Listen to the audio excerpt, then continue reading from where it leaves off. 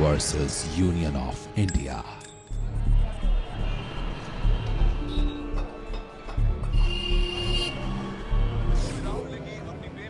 कोई और काम नहीं तो यही बैठ के बना लो भाई। आतंक के साए में मौत का तमाशा।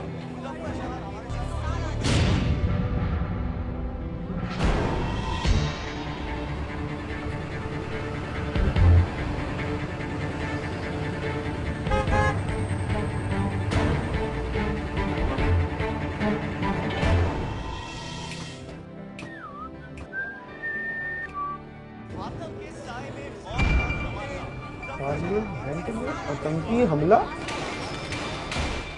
ओ पाजी, और ये देखो क्या न्यूज आ रही है, पार्लियामेंट में आतंकी हमला। हमला?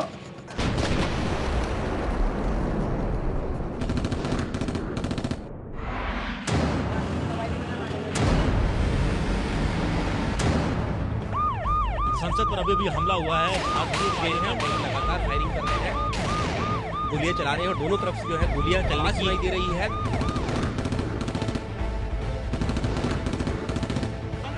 अंदर घुस गए। संसद में गए हैं, आतंकी हमला है। एम्बेसडर गाड़ी अंदर ले गए। DL3CJ 1527। तो अपनी बच्ची गड्डी है कागज। हाँ यार, ये तो हमारी गाड़ी है। ये आशिक हुसैन खान ने खरीदी थी। ये तो आईडी प्रूफ ये रहा, आशिक हुसैन खान। मैं जा रहा हूँ यार, मैं पार्लियामेंट जा रहा हूँ।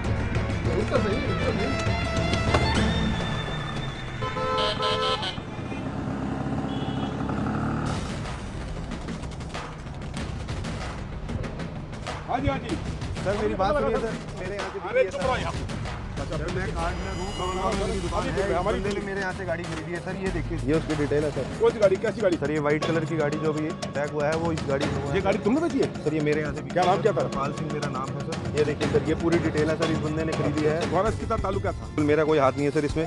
ये मेरे से खरीद के ले गया गाड़ी सर। दुकान का नाम क्या है? लक्की मोटर सर, लक्की मोटर नाम है दुकान का।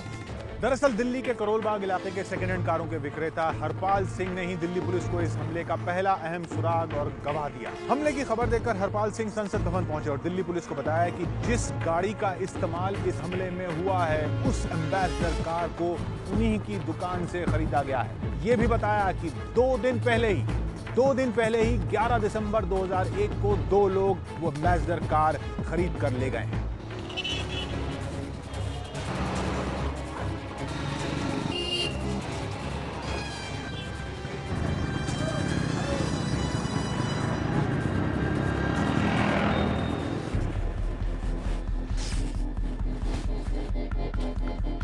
आओ जी, आओ जी।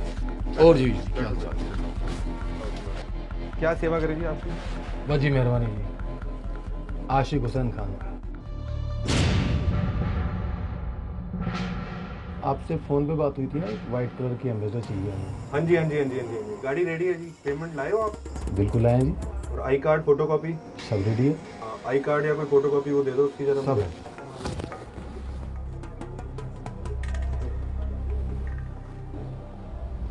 एक फोटो आएगी जी, पासपोर्ट साइज आपकी।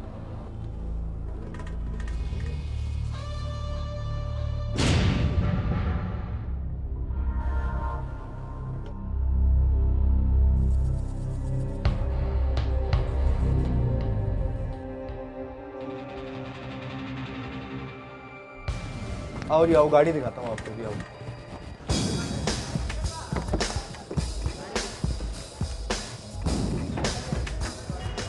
लो जी चाबी गाड़ी जी।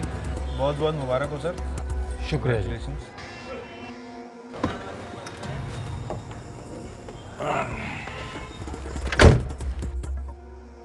हरपाल सिंह के बयान से सुराग तो मिले, लेकिन इतनी जानकारी से साजिश में शामिल तमाम लोगों को कानून की हथकड़ी पहनाना मुमकिन नहीं था। संसद भवन में जो आतंकी मारे गए थे उनके पास से मोबाइल फोन के कुछ नंबर मिले। उन नंबरों के जरिए 4 लोगों तक पहुंचा गया, मोहम्मद अफजल, शौकत गुरु, उसकी पत्नी नवजोत संधू उर्फ अफसा गुरु और सैयद अब्दुल रहमान गिलानी तक। और इनके हिरासत में लिए जाने के साथ ही भारत के खिलाफ, भारत के लोकतंत्र के खिलाफ गहरी साजिश का पर्दाफाश हो गया। साजिश जिसका बीज बोया गया था कश्मीर के अनंतनाग में, साल 2001, महीना फरवरी।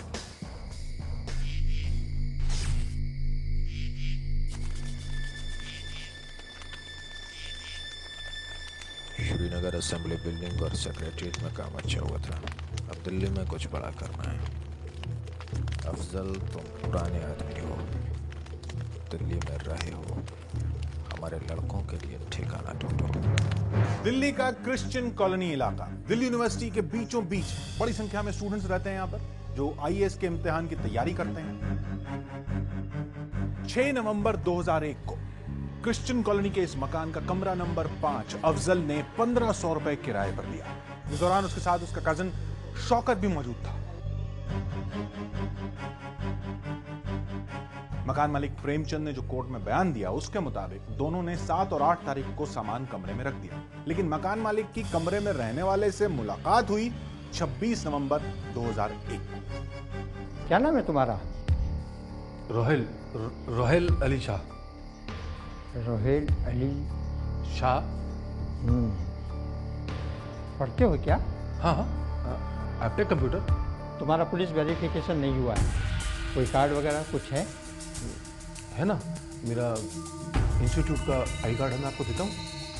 नहीं। लीजिए। 26 नवंबर 2001 को मकान मालिक प्रेमचंद की जिस शख्स से मुलाकात हुई वो संसद पर हमला करने वाली जैश-ए-मोहम्मद की टीम का मुखिया था। उसकी पहचान बाद में मोहम्मद उर्फ बर्गर नाम से हुई और वो इंडियन एयरलाइंस के विमान IC-814 के अपहरण में भी शामिल था। मोहम्मद के दिल्ली आने के बाद अफजल कश्मीर से 2-2 करके 4 आतंकियों को यहां लेकर आया।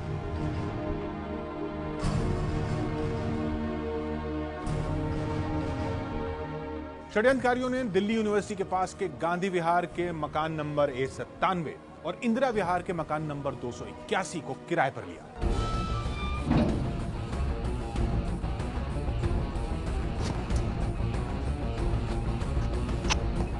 गांधी विहार के इसी मकान नंबर A97 में आतंकियों की आखिरी खेप के साथ हथियार और प्लान की रूपरेखा भी पहुंच गई।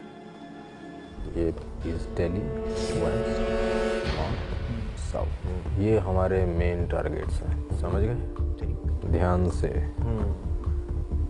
ये है चाणक्यपुरी, इंदिरा गांधी इंटरनेशनल एयरपोर्ट, ये है संसद भवन जी।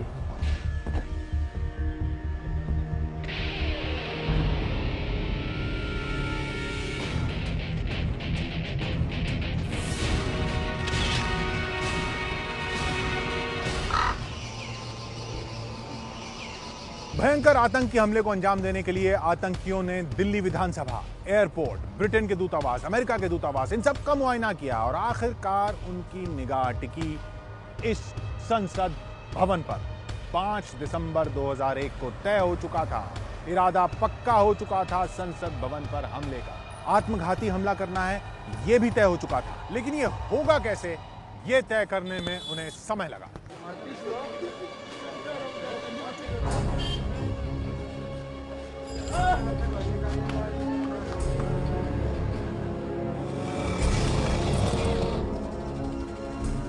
आतंक के भयानक विस्फोट के लिए आतंकियों ने दुकान नंबर 990 गली तलियान तिलक बाजार से 50 किलो अमोनियम नाइट्रेट खरीदा, 800 रुपए 6 तारीख को एडवांस दी और फिर पूरे माल की डिलीवरी 7 तारीख को ले ली। Versus union of India, versus union of India. 13 दिसंबर 2001 की सुबह 10 बजे गांधी विहार इलाका दिल्ली का ये गली, इस गली से आतंकी निकले अपने खतरनाक इरादों के साथ। यहाँ ये मंदिर है, मंदिर के सामने उनकी गाड़ी खड़ी थी। गाड़ी निकली संसद भवन के लिए। संसद भवन के लिए जब गाड़ी जा रही थी तो रास्ते में वो बात करते जा रहे थे अफजल के साथ। अफजल के साथ मोबाइल पर बात कर रहे थे, पूछ रहे थे संसद में कार्रवाई क्या हो रही है, वीआईपी पोजीशन क्या है। भाई साहब, टीवी चल रहा है क्या आपका? मंदिर में लाइट नहीं है। लाइट नहीं है?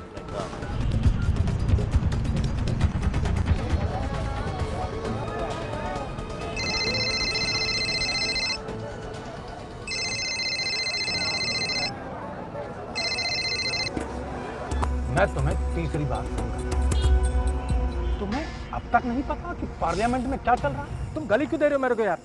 मंडी में बिजली नहीं है, टीवी कहां से देखूंगा मैं? मुमकिन नहीं है मेरे लिए। दरअसल अफजल कुछ देर बाद फिर इस गली में आया, फिर गांधी विहार के इस मकान में आया और यहां से वो गया आजादपुर मंडी के लिए। यहां से अफजल गया आजादपुर मंडी। आजादपुर मंडी में बिजली नहीं थी, वो टीवी नहीं देख पाया, उसे पता नहीं चल पाया कि संसद के अंदर क्या हो रहा है, और वो मोहम्मद को खबर नहीं दे पाया कि संसद की कार्रवाई स्थगित हो गई। इसी संसद भवन की बिल्डिंग के अंदर 5 आतंकवादी घुस आए। उन्होंने इस इलाके में ताबड़तोड़ गोलियां चलाई और उसके बाद संसद भवन युद्ध भूमि के रूप में तब्दील हो गया। ठीक उसी वक्त मैं यहां पर मौजूद था।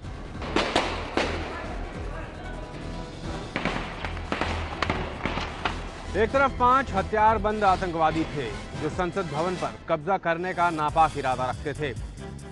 संसद भवन पर कब्जा करने का मतलब था प्रधानमंत्री, उप प्रधानमंत्री, वित्त मंत्री, गृह मंत्री, रक्षा मंत्री समेत तमाम वीआईपी लोगों को बंधक बना लेना, और इन सबको यदि वो बंधक बना लेते तो इसका सीधा मतलब होता देश को बंधक बना लेना। दूसरी तरफ दिल्ली पुलिस, सीआरपीएफ और पार्लियामेंट वॉच एंड वार्ड के जवान थे, जिन पर उस वक्त एक बेहद अहम जिम्मेदारी थी, और वो थी एक तरह से पूरे देश की सुरक्षा की जिम्मेदारी। ये संसद का वो गेट है जो विजय पथ की ओर खुलता है, और इसी गेट से सांसद और दूसरे वीआईपी अंदर आते हैं। इसी गेट से एक सफेद रंग की एम्बेसडर कार संसद परिसर में दाखिल हुई थी, जिस पर लाल बत्ती भी लगी हुई थी, और उस कार पर होम मिनिस्ट्री का कारपास भी चिपकाया हुआ था। ठीक 11:35 का वक्त था। पार्लियामेंट के वॉच एंड वार्ड का स्टाफ यहीं पर खड़ा रहता है। जो भी लोग राज्यसभा में जाते हैं उनकी निगरानी रखता है। ठीक ऐसे वक्त एक सफेद एम्बेसडर कार तेजी से इस रास्ते की तरफ आती है। वॉच एंड वार्ड के स्टाफ जगदीश यादव उसे देखते हैं और उसे रोकने की तुरंत कोशिश करते हैं। यह है संसद का गेट नंबर 11। इस गेट का इस्तेमाल राज्यसभा में आने जाने के लिए किया जाता है। 13 दिसंबर 2001 को यहाँ पर उपराष्ट्रपति की 4 गाड़ियों का काफिला उनके इंतजार में खड़ा था। सफेद एम्बेसडर कार दंदनाती हुई इसी रास्ते से आगे की तरफ बढ़ती है। इस बैरियर को क्रॉस करके वो पहुंच जाती है उपराष्ट्रपति के काफिले की तरफ। वहां पर गेट नंबर 11 के सामने मजबूरी में उसे रुकना पड़ता है, क्योंकि हमेशा की तरह उपराष्ट्रपति का कारवां वहीं पर खड़ा था। उपराष्ट्रपति की काफिले में पायलट कार में बैठे थे सब इंस्पेक्टर श्याम सिंह। श्याम सिंह ने एम्बेसडर कार को काफिले की तरफ बढ़ते हुए देख लिया था। वहीं एम्बेसडर कार के ड्राइवर ने भी उपराष्ट्रपति की कारों के काफिले को देखा और अपनी कार को बाईं ओर मोड़ लिया। गाड़ी जैसे ही बाईं ओर मुड़ी, वो रेत में फंस गई। तब तक काफिले में बैठे स्टाफ के लोगों को शक हो चुका था, लेकिन वो कुछ हरकत करते उससे पहले ही सफेद एम्बेसडर कार ने रिवर्स करते वक्त उपराष्ट्रपति के गाड़ी में ही ठोकर मार दी। जैसे ही उपराष्ट्रपति की कार में ठोकर लगी, वैसे ही उस कार के ड्राइवर शेखर और एस्कॉर्ट कार के इंचार्ज एएसआई जीतराम उस कार की ओर लपके। एएसआई जीतराम और ड्राइवर शेखर अब एम्बेसडर कार के सामने थे। उन्होंने यहां से ड्राइवर का कॉलर पकड़ लिया, लेकिन तब तक जीतराम ये देख चुका था कि कार के अंदर बैठे 5 लोगों के हाथ में बंदूकें हैं, और वो ये देखकर चौंक गया। इसके बाद एएसआई जीतराम ने आतंकी का कॉलर छोड़ दिया और एक कदम पीछे हटकर अपना रिवॉल्वर बाहर निकाल लिया, लेकिन तब तक आतंकवादी कार से बाहर निकल चुके थे और तारें बिछाने लगे थे। साफ था उनका मकसद कार को बम विस्फोट से उड़ा देने का था। ये देखते ही जीतराम ने गोली चला दी। गोली आतंकी को लगी। इसके बाद गोलियों की बौछार शुरू हो गई। जीतराम की टांग में गोली लगी। आतंकियों के साथ गोलीबारी में driver Rampal, head constable Om Prakash, Jagdish Yadav और एएसआई नानक चंद मौके पर ही शहीद हो गए। आतंकवादी बम का धमाका करके संसद भवन में घुसना चाहते थे, लेकिन उस मकसद में वो नाकाम रहे। संसद भवन का ये इलाका उस दिन रणभूमि में तब्दील हो चुका था। तड़ातड़ चारों तरफ गोलियां चल रही थी। इसी बीच एक आतंकवादी गेट नंबर 11 से गेट नंबर 1 की तरफ भागता है। एक नंबर पे ये वही जगह है जहां पर ज्यादातर सांसद, मंत्री और अधिकारी खड़े रहते हैं।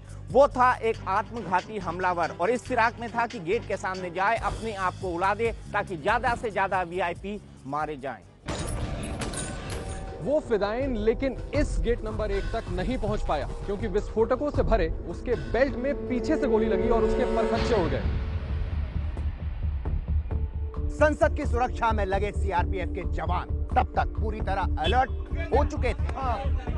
अंदर घुस गए। संसद के दरवाजों को तत्परता से अंदर से बंद कर दिया गया और इसी बीच आतंकवादी गेट नंबर 9 को लांघकर गेट नंबर 5 की तरफ बढ़ने की कोशिश करने लगे। लेकिन दीवार के दूसरी तरफ सीआरपीएफ के जवानों ने उन्हें घेरने की कोशिश की। आतंकियों ने जवानों पर ताबड़तोड़ गोलियां चलानी शुरू कर दी।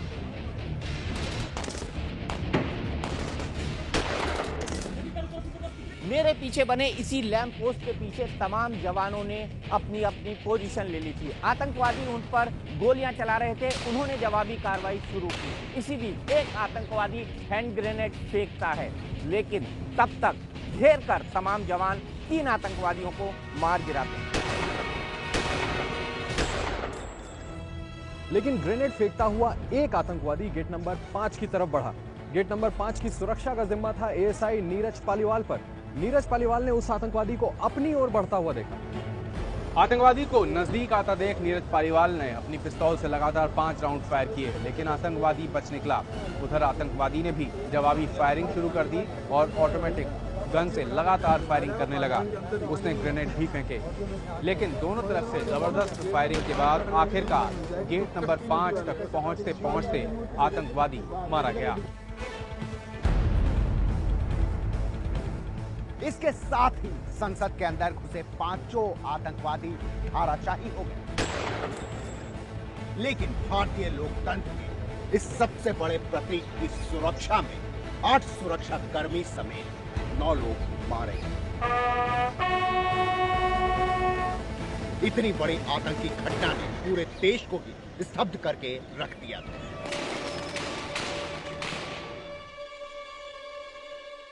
आतंकी संसद परिसर में घुस तो गए, लेकिन वहां उनका वास्ता पड़ा बहादुर जवानों से।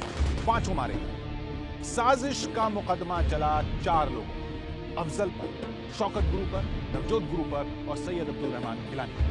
नवजोत और गिलानी रिहा हो गए और अफजल को फांसी की सजा मुकर्रर हुई। Versus union of India.